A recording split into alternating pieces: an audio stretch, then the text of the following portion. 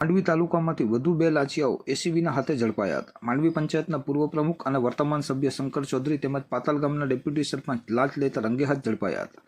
માંડવી તાલુકાના પાતાલ ગામે ખેતીની જમીનને લેવલિંગ કરવા માટે ગ્રામ પંચાયતમાં ઠરાવ પાસ કરી લાંચની માંગણી કરનાર ગ્રામ પંચાયતના ડેપ્યુટી સરપંચ અને તાલુકા પંચાયતના સભ્યને એસીબીએ રંગે હાથ ઝડપી લીધા હતા અને આગળની કાર્યવાહી કરી હતી.